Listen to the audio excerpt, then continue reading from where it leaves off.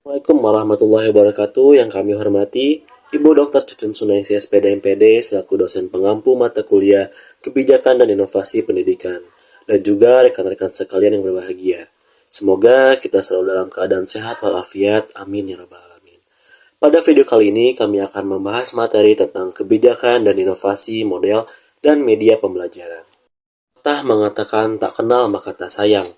Maka perkenalkan, nama saya Muhammad Fajar Kausar selaku moderator pada kesempatan kali ini, dan juga kedua rekan saya, yang pertama ada Naila Rosiana Kamila dan juga Astri Octavia Ningsih sebagai pemateri.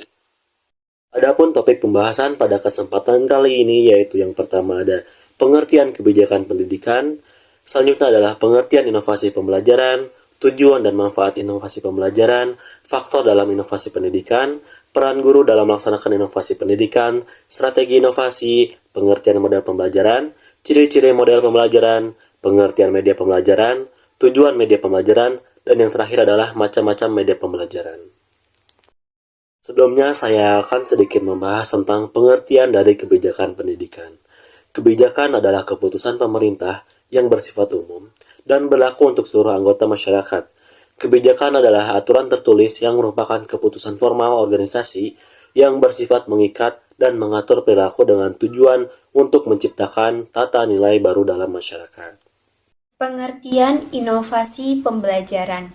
Inovasi pembelajaran merupakan sebuah upaya pembaharuan terhadap berbagai komponen yang diperlukan dalam penyampaian materi pelajaran berupa ilmu pengetahuan dari tenaga pendidik kepada para peserta didik dengan tujuan untuk meningkatkan kualitas pendidikan yang berlangsung.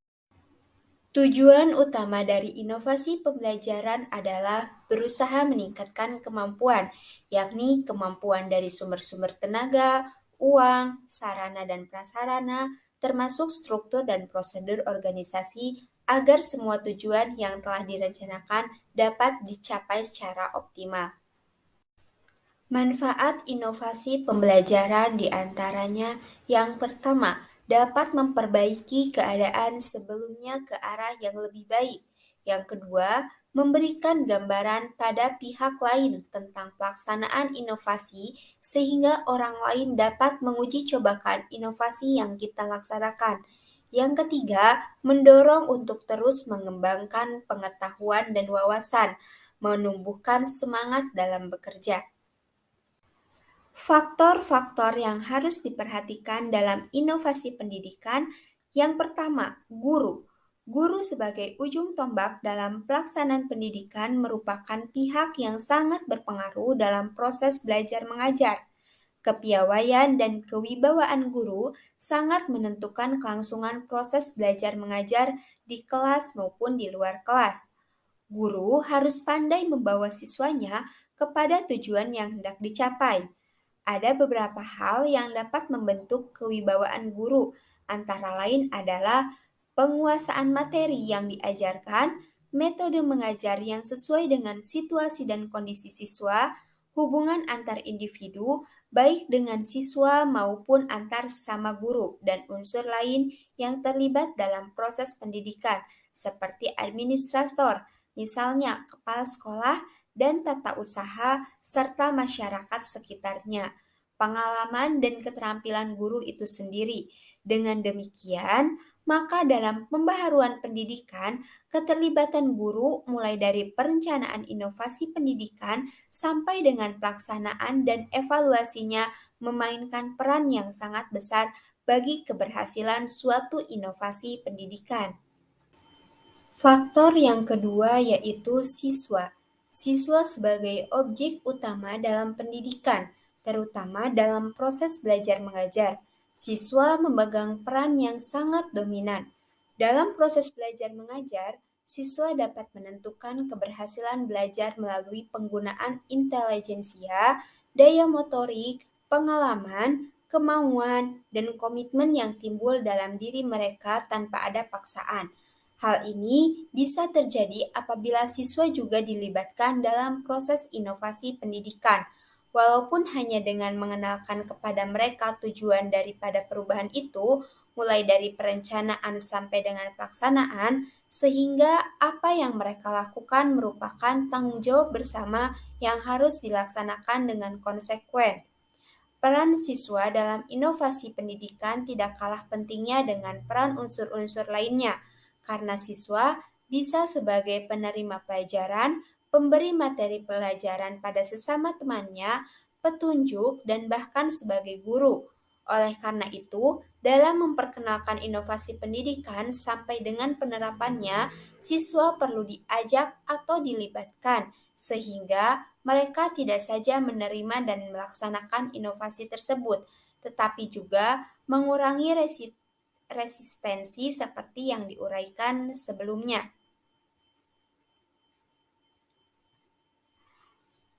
Faktor yang ketiga yaitu kurikulum pendidikan. Kurikulum pendidikan lebih sempit lagi. Kurikulum sekolah meliputi program pengajaran dan perangkatnya merupakan pedoman dalam pelaksanaan pendidikan dan pengajaran di sekolah. Oleh karena itu, kurikulum sekolah dianggap sebagai bagian yang tidak dapat dipisahkan dalam proses belajar mengajar di sekolah. Tanpa adanya kurikulum dan tanpa mengikuti program-program yang ada di dalamnya, maka inovasi pendidikan tidak akan berjalan sesuai dengan tujuan inovasi itu sendiri. Oleh karena itu, dalam pembaharuan pendidikan, perubahan itu hendaknya sesuai dengan perubahan kurikulum atau perubahan kurikulum diikuti dengan pembaharuan pendidikan dan tidak mustahil perubahan dari kedua-duanya akan berjalan searah. Faktor yang keempat yaitu fasilitas. Fasilitas termasuk sarana dan prasarana pendidikan. Tidak bisa diabaikan dalam proses pendidikan, khususnya dalam proses belajar mengajar, dalam pembaharuan. Tentu saja fasilitas merupakan hal yang ikut mempengaruhi kelangsungan inovasi yang akan diterapkan. Tanpa adanya fasilitas, maka pelaksanaan inovasi pendidikan akan bisa dipastikan tidak akan berjalan dengan baik. Fasilitas, terutama fasilitas belajar mengajar, merupakan hal yang esensial dalam mengadakan perubahan dan pembaharuan pendidikan. Oleh karena itu, jika dalam menerapkan suatu inovasi pendidikan, fasilitas perlu diperhatikan, misalnya ketersediaan gedung sekolah, bangku, meja, dan sebagainya. Faktor yang terakhir yaitu lingkup sosial masyarakat. Dalam menerapkan inovasi pendidikan, ada hal yang tidak secara langsung terlibat dalam perubahan tersebut, tapi bisa membawa dampak baik positif maupun negatif. Dalam pelaksanaan pembaharuan pendidikan, masyarakat secara tidak langsung atau langsung secara sengaja maupun tidak terlibat dalam pendidikan. Sebab apa yang ingin dilakukan dalam pendidikan sebenarnya mengubah masyarakat menjadi lebih baik, terutama masyarakat di mana peserta didik itu berasal. Tanpa melibatkan masyarakat sekitarnya, inovasi pendidikan tentu akan terganggu, bahkan bisa merusak apabila mereka tidak diberitahu atau dilibatkan. Keterlibatan masyarakat dalam inovasi pendidikan sebaliknya akan membantu inovator dan pelaksana inovasi dalam melaksanakan inovasi pendidikan. Peran guru dalam melaksanakan inovasi pendidikan. Satu, sebagai pengajar. Kedua, sebagai pendidik. Yang ketiga, sebagai pengembang bahan ajar. Yang keempat, sebagai pengembang metode pembelajaran. Yang kelima, sebagai pengembang strategi pembelajaran. Yang keenam, sebagai pengembang media pembelajaran. Dan yang terakhir, sebagai penilai pembelajaran atau evaluasi.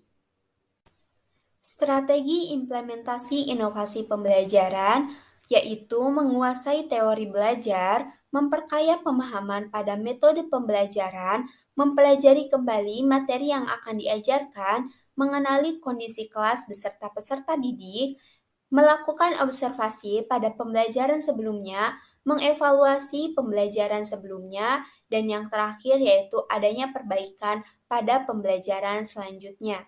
Materi selanjutnya yaitu pengertian model pembelajaran.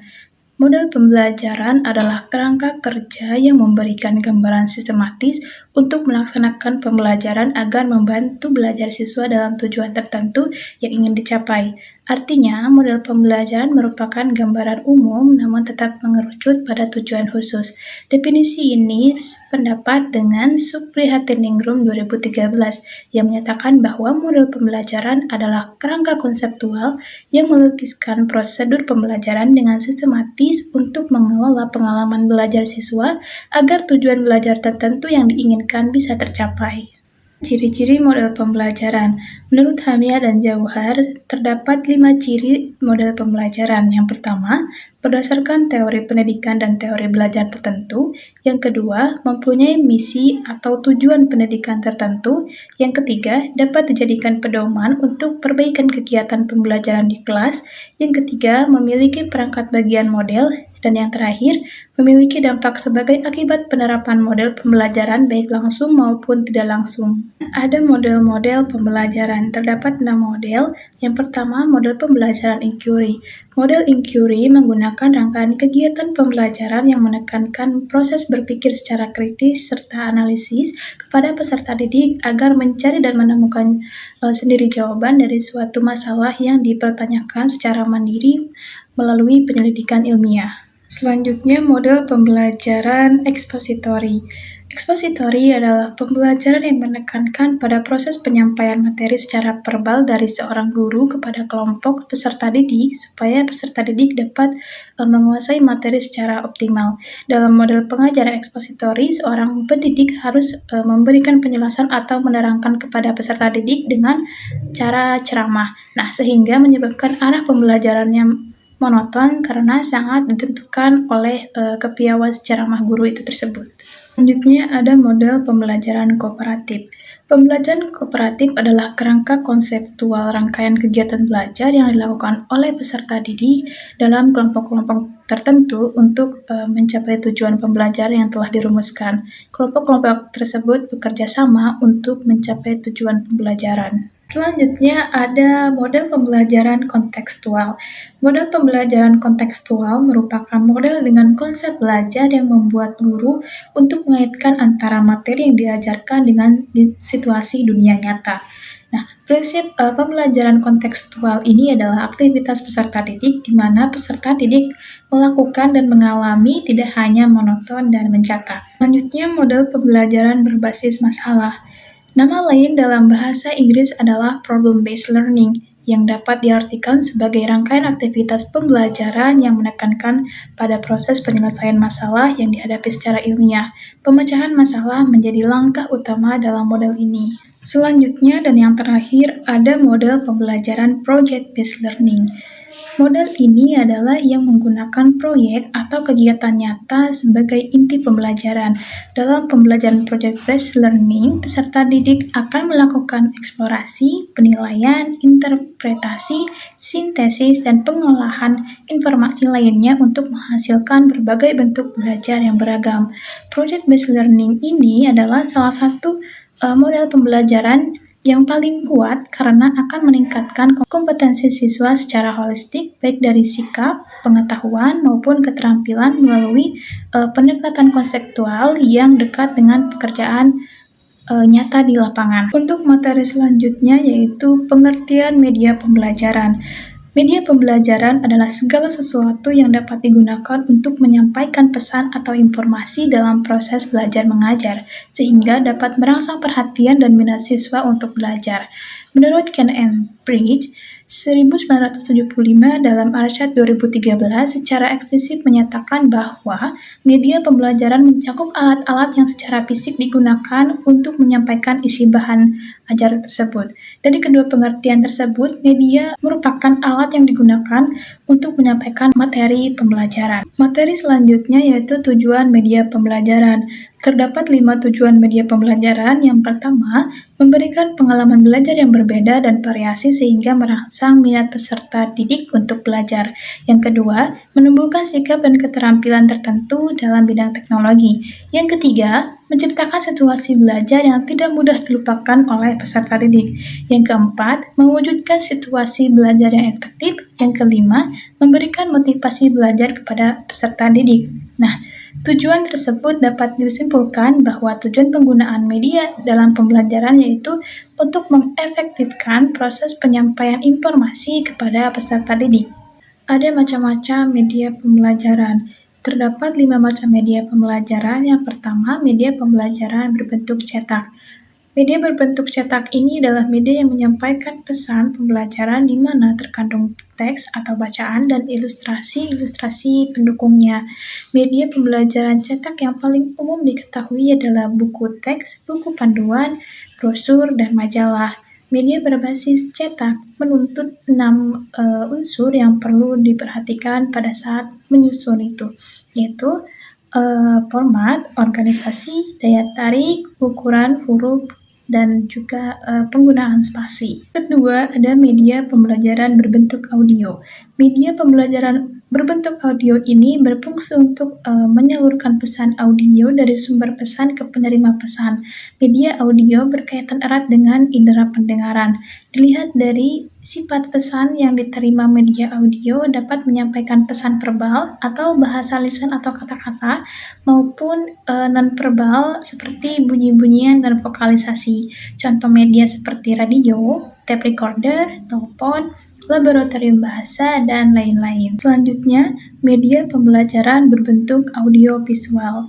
Dalam Kamus Besar Bahasa Indonesia, audiovisual berarti bersifat dapat dengar dan dilihat. Nah, menurut Hamdan di 2011, sesuai dengan namanya, media ini merupakan kombinasi audio dan visual, atau bisa disebut media pandang dengar.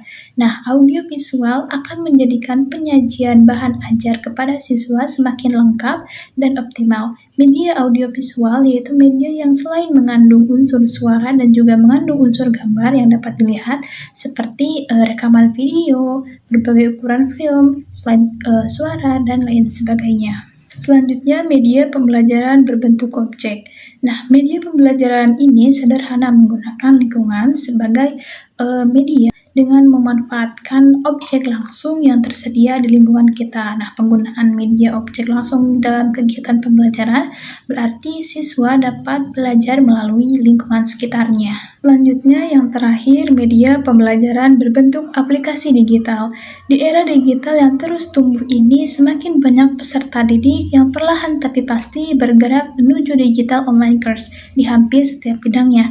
Nah, selain pembelajaran digital melibatkan media teknologi yang sangat maju, pembelajaran digital juga mampu memberikan peserta didik banyak fleksibilitas, memungkinkan mereka untuk belajar kapan saja, dari mana saja, dengan kecepatan mereka sendiri tanpa khawatir tentang jadwal atau scheduling. Nah, para peserta didik juga memiliki kebebasan untuk memilih apa saja yang ingin mereka pelajari dan apa saja yang tidak ingin mereka pelajari dengan kebutuhan pencapaian kompetensi yang ingin mereka capai ataupun kuasai.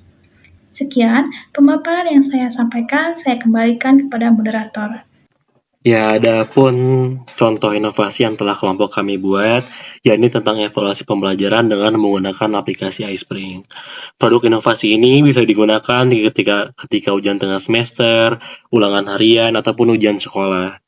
Jadi, sekolah bisa dengan mudah membuat produk inovasi untuk memudahkan ketika ujian ataupun ulangan.